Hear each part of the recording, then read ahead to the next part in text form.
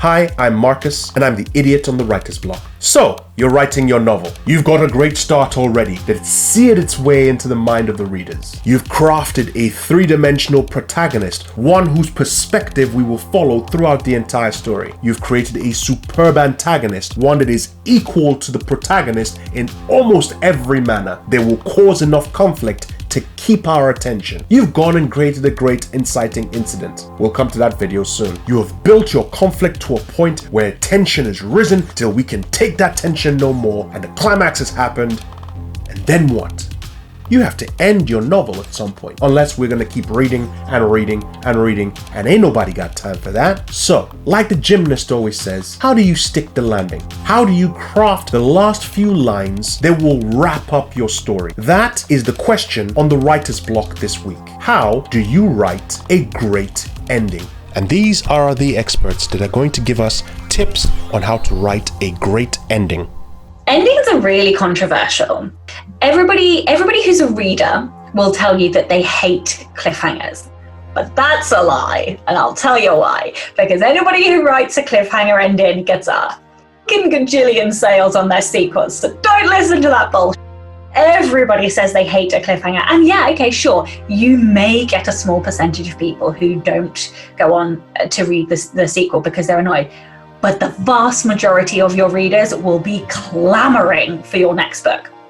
So for anybody that tells you not to write a cliffhanger, don't listen. The most important thing, in fact, there's two most important things that you can do with your ending. The first one is to answer the question. So whatever question your book or your film or your whatever poses, it must be answered. So in The Matrix, the movie, for example, the question is Neo the one? That's one of the main questions. So you must answer whether or not Neo is the one. And actually, you don't really find out until right before the ending whether or not he is actually the one.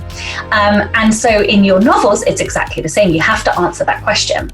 The other thing you must do is close off all the loops. So if there are subplots or there are B stories, stories that are not the main question but still very important, for example a romantic subplot, you need to answer all of those. Now of course, if you're writing a series, you can leave some threads open, but only if they are not linked to the very main story or the B story in your book. So anything and everything linked to those must be closed off at the end of your book.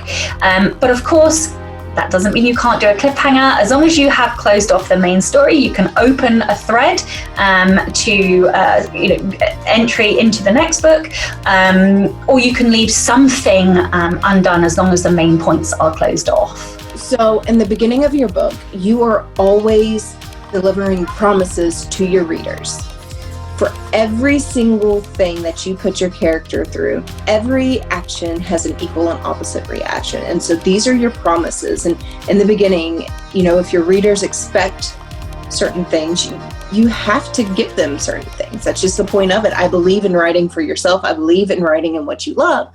But at the end of the day, you're also writing so maybe someone else enjoys the book like you. With that being said, your ending, just to be a basic good ending, you have to know what promises you made, and you have to tie those promises up in the end.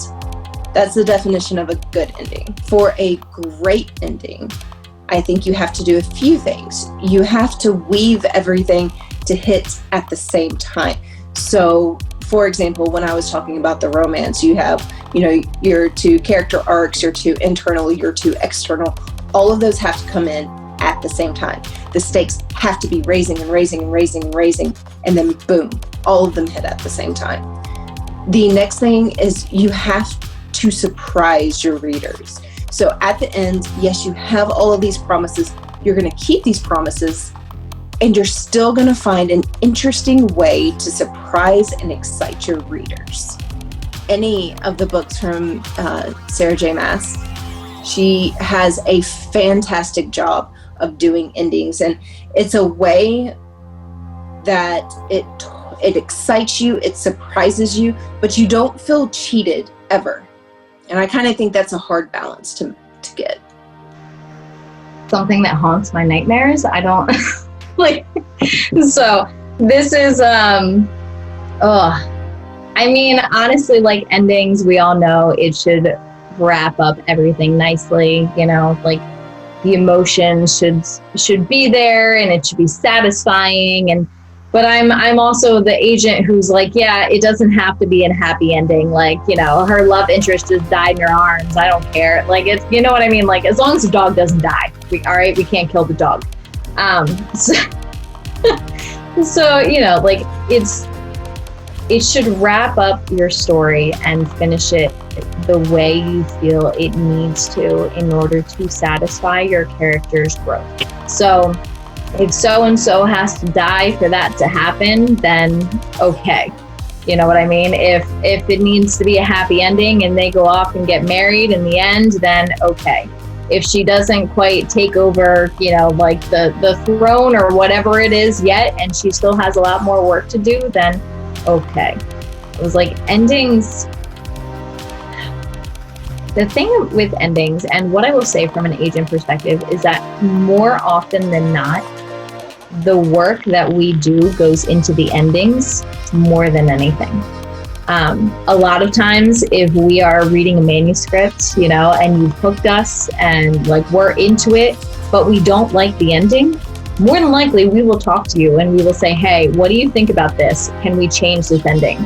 Or like, you know, I think we should focus a little bit more on this in the end, or maybe we should leave it more open-ended and see if a press will give us 2 books rather than 1, you know? So the ending is more so what we'll work with than anything else. You know, at the beginning, there's so much pressure because you have to get it just right. You have to hook everyone. It has to be action and drive and tension and carry you through the rest of the book. But if we're hooked and if we're loving it, by the time we reach the end and then we don't necessarily like the ending, or we feel it needs more work or it needs to be wrapped up nicely, that's something a lot of agents will take on. We'll be like, you know what? I can do this. The rest of the book was really good. The ending didn't quite feel satisfactory enough. We can work on that.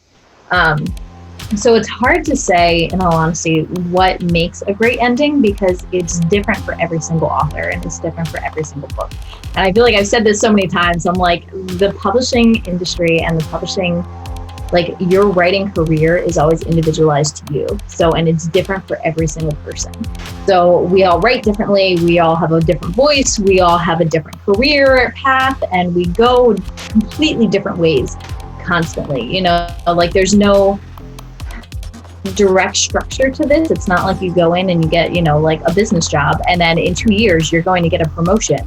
And then in the next 2 years, as long as you get, you know, like a satisfactory rating on your things, like you're going to get a raise of 5%. Like there is no business model for that in writing.